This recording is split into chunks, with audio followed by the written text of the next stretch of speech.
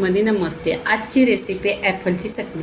तर ॲपल आपल्या शरीरासाठी आरोग्य आहे. तर इथे मी 2 आहे ना ॲपल घेतलेले आहेत, स्वच्छ धुतलेले आहेत 1 ते 2 पाण्याने. ह्याची पहिल्यांदा सालं काढून घ्यायची.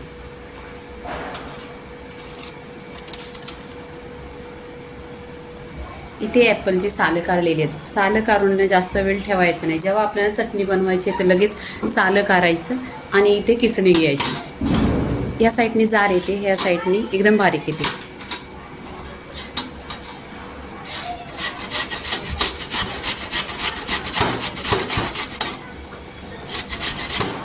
असं किसून घ्यायचं. इथे बघा ॲपल किसून घेतलेलं आहे. इथे बघा 1 चमचा तेल टाकलेलं आहे. त्याच्यामध्ये बडीशेप टाकायची. बडीशेप छान अशी तरतरली पाहिजे. इथे कलोजा टाकलेला आहे. बडीशेप आणि कलोजा छान असे तेलावर परतून घेतलेले आहे गोल्डन कलरवर. तर इथे आपण ॲपल टाकायचा, पाणी टाकायचं नाही.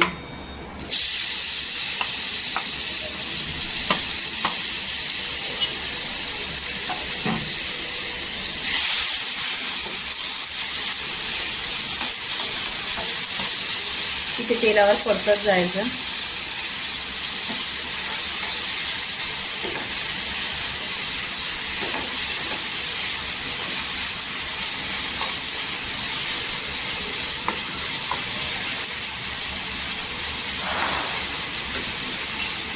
इथे मीठ टाकायचं चिमूटभर.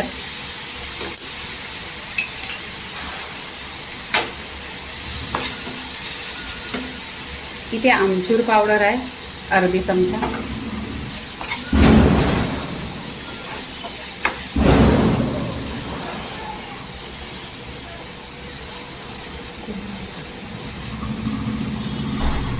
इथे 1 चमचा विनेगर टाकायचा ह्याच्यासाठी की जास्त दिवस टिकलं पाहिजे चटणी.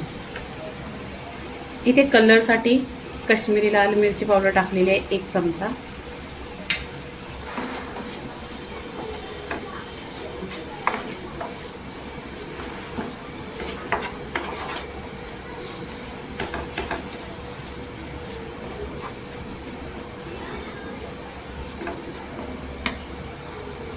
इथे साखर टाकायची 1 चमचा.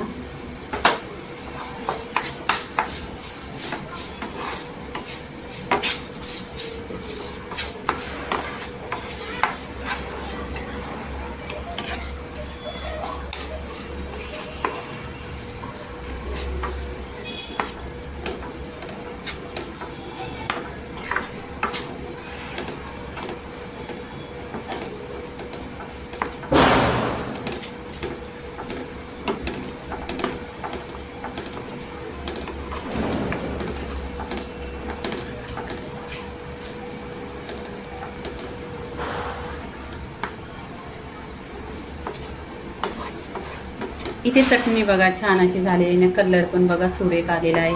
ही तुम्ही 6 महिने जरी फ्रीजमध्ये काचेच्या बरणीत ठेवली तरी पण टिकणार. आणि याच्यामध्ये विनेगर टाकलेलं आहे म्हणजे ते भरपूर टिकणार. जसं लोणचं आपण ठेवतो फ्रीजमध्ये असंच ठेवायचं. जेव्हा काही जेवणाबरोबर नसलं तरी 1 चमचा घेतलं तरी पण छान. नक्की माझ्या पद्धतीने बनवा, खूप छान टेस्ट आहे. आणि याच्यामुळे आपल्या शरीरासाठी खूप छान आहे. हे पोटासाठी तर छान आहे. इथे कोथिंबीर टाकायची.